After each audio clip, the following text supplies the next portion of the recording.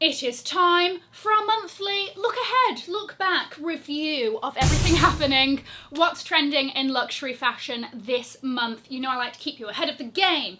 Links, as usual, will be below or in the shopping button on the screen. Kicking it off with fashion news. Okay, as we know, it's been a game of musical chairs in the fashion industry, shall we say, over the last 18 months or so. Shocking announcements of creative directors departing. Alessandra Michele. We've got 4, so I'm going to bunch these in together, all under one category.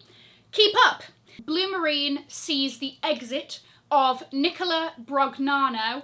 There's been sort of like whisperings on social media as to why this might have been. I don't think Blue Marine is particularly performing as well as they'd hoped, which is a bit odd because it has leaned very much into the Y2K of it all, but has it leaned far too much, and that is all it is. I've also seen people talking on social media about how it is really made for one body type and one body type only. And let's just say, I'm not the body type. And look, when it comes to all these sort of creative director departures and everything, we're never really going to know the real reason. We're never going to know if they decided to leave, if they were asked to leave, if they were managed out. Unclear. Then we move into Moschino has announced the new creative director following the departure of Jeremy Scott, who was there for ages, and it is David Wren. He was head of women's wear design at Gucci under Alessandra Michele. So this could be interesting. Could we see a bit of a resurgence from Moschino? I don't know, but I'm interested. I'm ready. Alexander McQueen announced Sean McGill was going to be the new creative director following Sarah Burton's departure. She'd been at the brand for what, 12 years or something like that? She's been at the company for 20 or something. So he is JW Anderson alumni, right? So he used to work there, and I believe he sort of helped usher in the women's wear side of the brand. Before this, Sarah Burton was the only female creative director of any Kering brand. And so when this was announced, it was very disappointing because all of the creative directors under Kering brands are white men. That obviously has sparked a lot of conversation about diversity within creative director roles. And look, this is no doubt that Sean is a talented person and all of that. But one thing that was interesting was that I heard that the sort of insider person that they were hearing whisperings about to take this role was Dilara Findikoglu. And I think that she would have been perfect for the role, because if you look at her pieces, they're all sort of based on the power of women, which I feel is so integral to the heart of McQueen's brand. But clearly that's not what happened. This is what we're dealing with. But in a bit of good news, Chloe announced their creative director, and that is Chimena Kamali. She used to work at Chloe under Phoebe Philo, and we will see her collection during February's Fashion Week in 2024. Guys, if you are new here, my name is Cassie and I'm a self-diagnosed luxury addict. I put out videos on Mondays, Wednesdays and Fridays, so if you like luxury fashion, then you're probably going to love it here. So head down there, subscribe, turn on the bell, become a member of our luxury addicted family. When are we going to rehab?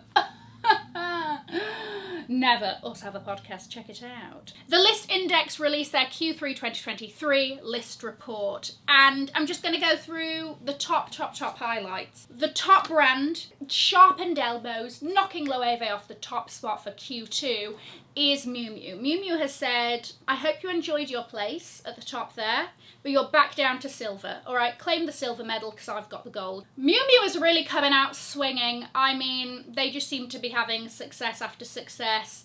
Shout out to Miuccia Prada, because Prada was number 3 as well. So 2 of her children are in the 1st and the 3rd spot. Number 2, we have Loewe. I'm still rooting for Loewe. I just think that they're doing great, aside from the puzzle bag being discontinued and coming in place with the puzzle edge and all of that. Not happy about that, but generally I'm happy of how well Jonathan Anderson has done for the brand. Now, into the top products. The number 1 top product are the Maison Margiela Tabby Mary Janes, and this is actually following, I go in detail about this on my latest episode of the podcast with LTW, Lauren Taylor Wilson. I will have it linked below, shameless plug.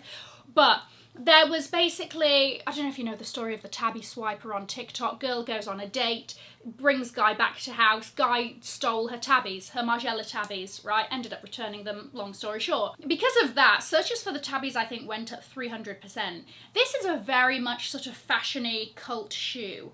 Those people that love tabbies love them, collect them, have them in different styles, and it's a very divisive shoe. Do you like the separation of the toes or not? Personally, I'm fine with my toes sticking together. Perfectly fine with that situation. Hot item number 2, right, following on from Miu Miu being top brand, is the Miu Miu grey cashmere cardigan that is giving nothing. It's giving nothing, but it is very much in line with the investing in the classics, quiet luxury of it all that we are seeing. And top item number 3 is not actually really a luxury item, it's a bag from COS. Nylon, quilted, sling over, crossbody, off you go. It's actually ginormous.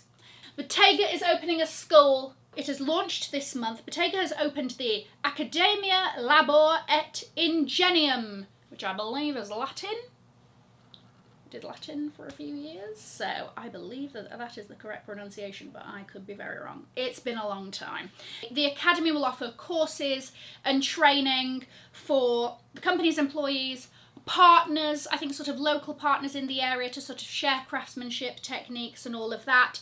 And I believe they are also working on a course for 50 students a year that will be taught by Bottega Veneta master craftsmen. It has kicked off with a 7-week training for 8 students from Venetian universities, and it's just called The Creative Craft Process, a course in bag design and production. Interesting, nice. What's also interesting is that the next piece of news, LVMH are doing something very similar.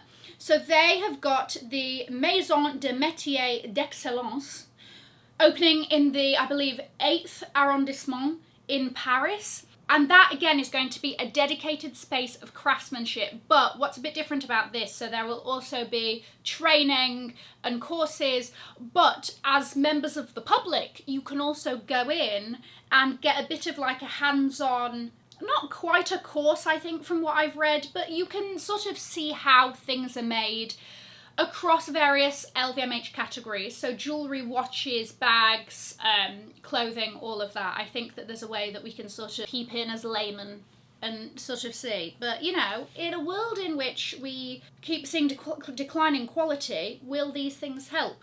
I hope so. Moving into new and noteworthy. Okay, Rabanne and H&M. I did a dedicated video on my first impressions to do with this. It is launching on the 9th of November. Some standout pieces to highlight, and I don't have an idea of the home items, but I will say, I mean, you're seeing all of those sparkle dresses. You're looking at about $200 to $300, I'd say.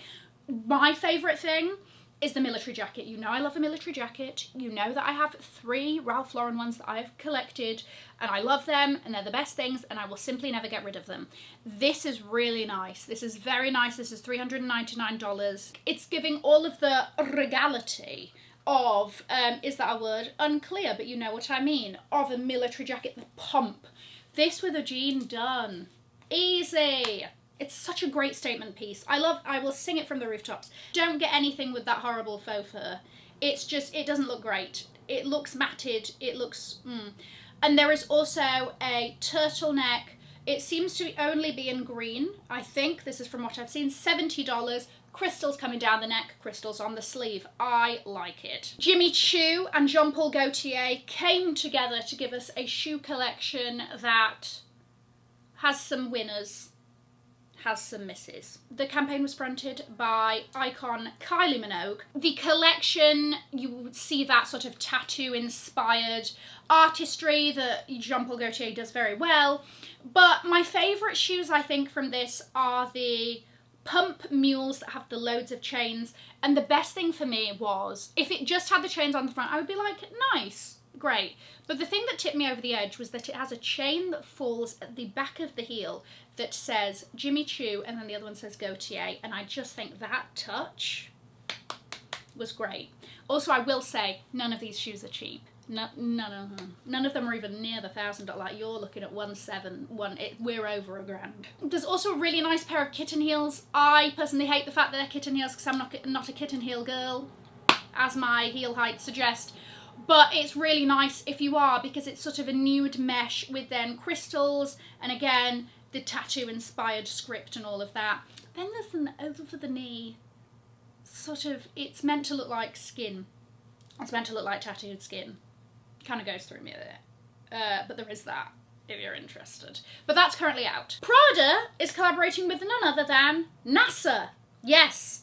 Yes, you heard me, right. Like, Houston, we have a problem, NASA, okay? So, this is the first collaboration of its kind. This is a collaboration between Prada and Axiom Space on the lunar spacesuits for the Artemis 3, which is aiming to launch. Is launch the right word? Aiming to go up there in 2025, and will also include the first woman on the moon. I think it's the moon. Yes. So this is, I mean, obviously, this is a different level of clothing. This is going to be super specialised. I'm sure that there's crazy amounts of technology to withstand all of these outside environments, and I don't know anything about space. Okay, to be honest with you, it scares me. Like, I'm one of those people that should space trips open up for holidays, count me out. I'm fine. That amount of space, I'm alright. But I actually think that this is a really interesting collaboration. I'm interested to see what they come up with. Obviously, I'm sure there are limits with how aesthetic we can make the old spacesuit. So it'll be interesting to see what Prada comes up with. In the 5th edition of the Louis Vuitton Arty Capucines, they have collaborated with 5 more contemporary artists on these sort of collector's limited edition art. As the name suggests, Cassie, Arty Capucines. My favourite one, there's actually some really good ones in this. I really, really love the sort of white one. I think it's sort of based on clouds. The artist is called Liza Lou, or Liza Lou, and it kind of has this sort of slouchy pocket at the front. I really like that. There's one that's got like a fabulous scene of the sea with a surfer in it. I mean, there's some really, really cool ones. Every time they drop this Arty Capucines, there's like some that are like crazily amazing. I mean, all of them are amazing in their own right. Art is, you know, subjective, blah, blah, blah, you get it. But some cool ones this time. Fendi is doing this sort of Friends of Fendi thing, which I think is just another way of them to say it's a collaboration. So Stefano Pilati of Saint Laurent, he used to be creative director of YSL until 2012, I believe. He is doing a capsule collection for Fendi. It is out as of the 26th of October. It is giving very quiet luxury. Like, this is tailored, sort of Gwyneth Paltrow level of chic. Understood. It's a really nice black skirt that has the FFs in it, and there's the matching jacket that goes with it. That whole look is 10 out of 10. Brandon Blackwood has launched outerwear. Now, I don't think this is the first time he's done it, but he's launched it again for this year. If you are looking for your winter coat, there are sort of like padded long puffer jackets, some that have the puffer lines in it and some that don't. And also, the one that I think is just called just the winter coat. I like how the sleeves are skinny. So they're going to really hug the arms, and then you have the puffer on top. So I think that's a good one. Keep your eyes open if you're in the market for some winter outerwear. Moving into hot new items. I want to start off with some men's pieces. Dior Men's is a gold mine. Alright? And every so often it's worth casting your eyes over there. Now, they have released the Maxi Oblique, which is, as you would think, the oblique made bigger. And this on the duffel bag especially, I think looks great. They're doing it across like the B23 sneaker style and some other bags, but I really like the duffel bag. I also think that in the grand scheme of Dior pricing, that duffel bag, if you're looking for like a travel bag, isn't crazy. But they've also released, I don't know why I just hunched over like that, the B57, which is essentially the B27 that I love, the low top sneaker style, but it's like a tiny bit different and it has a CD on the side. You've got your options. That is coming in some really, really great colourways, worth a look. Now, in terms of something that is hot, that is trendy, that you might see on a lot of top tier influencers, are these strappy Miu Miu kitten heels. They have 3 sort of spiky little straps. She's snouty. She's snouting. IN apostrophe. Like, that is a nice little sharp little kitten heel. Again, it's a kitten heel vibe. This is like, the 3 straps are quite spiky, right? They're giving a little bit dangerous, a little bit, she's a little bit feisty, shall we say, which I think is why people like them. They've got like tiny little buckles and little bits of hardware. I've really only seen it in the black and the red, but if you're a kitten heel girl and you want something snouty and a bit like fierce, maybe these are up your alley. And finally, my job here is to just put you on, right? Whether or not I like the items. Though I feel as though I am falling further and further down the, like, on a scale of, I used to be very much against, I do feel as though over time I am crawling more and more towards neutral. I don't know what to tell you. Mini Uggs are a thing. Obviously Ugg boots this time of year do very well anyway, but the mini ones and the ones that sort of don't have an ankle and are sort of shearling lined are really... Everybody's loving them. Everybody except me, it seems. Okay? I mean, and even still, I'm like almost getting, I don't know, I'm sorry. I don't know what's happening. It happens to the rest of us. Guys, let me know what you thought. I'm going to leave a link to another video over here in case you haven't already seen it. Have an amazing morning, afternoon or evening wherever you are. And in the words of my father... If you've enjoyed it, tell your friends. If you haven't, keep your mouth shut. I will see you in my next video. Mwah. Bye, guys.